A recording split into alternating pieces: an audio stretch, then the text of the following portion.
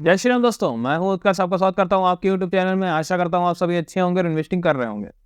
आज के इस वीडियो में हम बात करने वाले हैं फ्लेक्सी कैप कैटेगरी के बारे में। इस कैटेगरी के मैंने कुछ फंड रखे हैं जो कि आप 2024 के लिए उनको सेलेक्ट कर सकते हैं, उनमें आप इन्वेस्ट कर सकते हैं और एक अच्छा रिटर्न भी कमा सकते हैं।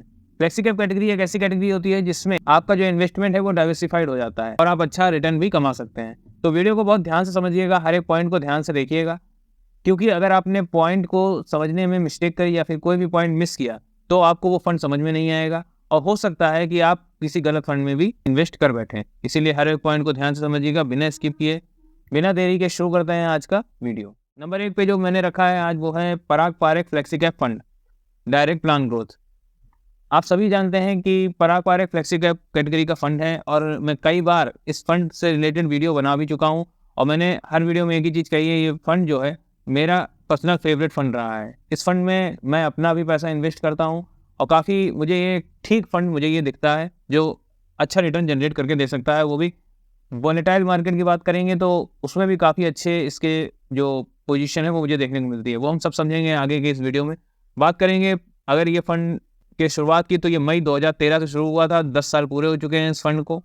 फंड साइज़ की बात करें तो 44,038 करोड़ का इसका फंड साइज़ देखने को मिलता है। फंड साइज़ काफ़ी बड़ा फंड साइज़ इसमें हो जाता है।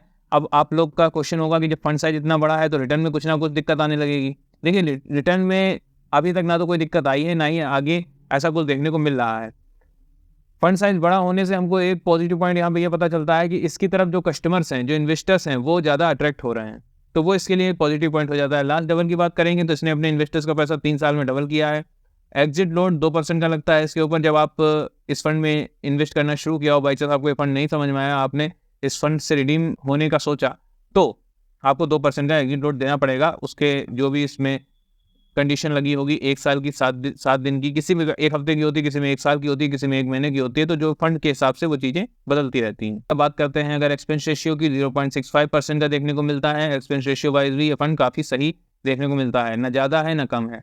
बात करें अगर इसके ट्रेलिंग रिटर्न की तो 1 साल में 27.4% का, 3 साल में 23.42% का और 5 साल में 22.65% का रिटर्न जनरेट करके दिया है कंपनी ने।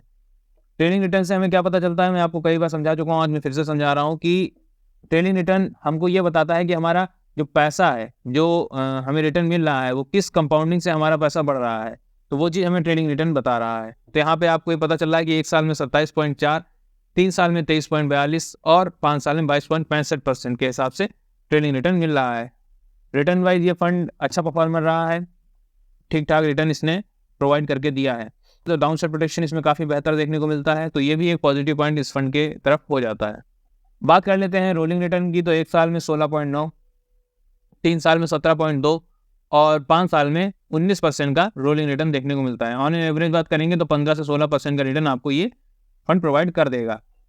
रोलिंग रिटर्न यानी जब मार्केट वॉलेटाइल होती है या कोई भी डाउन फेज होता है फंड से रिलेटेड या मार्केट से रिलेटेड, तो ये फंड कैसा परफॉर्म कर रहा है। तो उस जगह पे ये फंड जो आपको एक्सपेक्टेड रिटर्न, अगर हम इससे बात करें तो आप 15 से 16% रिटर्न इससे एक्सपेक्ट कर सकते हैं।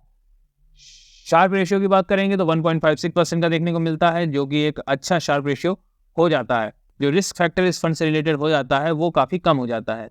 तो ये था हमारा आज का पहला फंड। अब बात करते हैं अपने अगले फंड की। जो हमारा दूसरा फंड है वो है PGIM India flexi cap fund direct plan growth. बात करें इस फंड के तो ये फरवरी 2015 में शुरू हुआ था, 8 साल पूरे हो चुके हैं इस फंड को।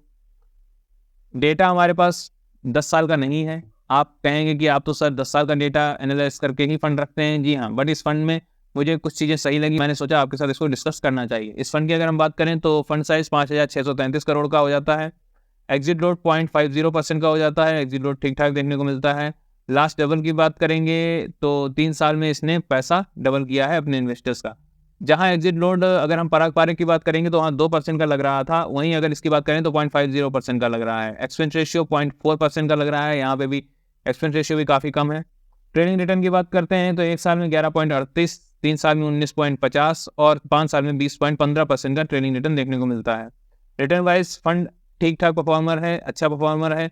पराग पारेख से कम रिटर्न दिया है बट ठीक परफॉर्म किया है। डाउन साइड प्रोटेक्शन की बात करेंगे तो वहाँ पे ये एवरेज परफॉर्मर रहा है। रोलिंग रिटर्न की बात करें तो 1 साल में 12.9% का, 3 साल में 14.7% का, 5 साल में 20.6% का रोलिंग रिटर्न देखने को मिला है। ऑन एन एवरेज अगर रोलिंग रिटर्न की बात करेंगे तो 10 से 12% का ऑन एन एवरेज रिटर्न हम इससे एक्सपेक्ट कर सकते हैं। तो रोलिंग रिटर्न थोड़ा सा यहाँ पे कम देखने को मिलता है, तो ये थोड़ा सा यहाँ पे नेगेटिव पॉइंट हो जाता है। बात करें अगर शार्प रेशियो की, तो शार्प रेशियो इसका 1.13% का देखने को मिल रहा है। पराग पारेख की बात करेंगे तो वहाँ पे जो शार्प रेशियो था 1.56% का था। दोनों ही फंड अपनी जगह अच्छे हैं, दोनों ही फंड के काफ़ी चीज़ें मुझे सही भी लगी हैं। आपका क्या मानना है? आपको इन दोनों फंड्स में से कौन सा फंड ज़्यादा पसंद आया है? कमेंट बॉक्स में जरूर बताइएगा। अगर आपको सेलेक्ट करना हो इन दोनों फंड्स में से, तो आप कौन सा फंड सेलेक्ट करेंगे 2024 में इन्वेस्ट करने के लिए? जो भी फंड चूज करें उसको कमेंट बॉक्स में जरूर बताइएगा, बट 2024 से इन्वेस्टमेंट जरूर स्टार्ट कीजिए। वीडियो पसंद आया तो वीडियो को लाइक करिए, चैनल को सब्सक्राइब करिए। मिलते हैं अगले वीडियो में। धन्यवाद।